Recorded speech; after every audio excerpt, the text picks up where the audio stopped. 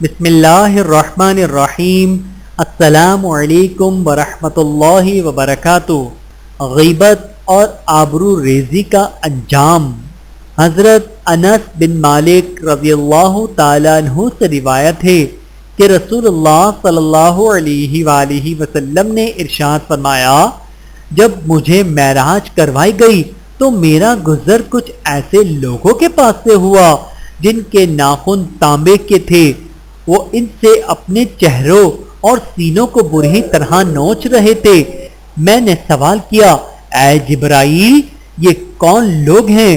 حضرت جبرائیل علیہ السلام نے جواب دیا، یہ وہ لوگ ہیں جو لوگوں کا گوشت کھاتے تھے، یعنی غیبت کرتے ہیں اور ان کی عزت پامال کرتے ہیں۔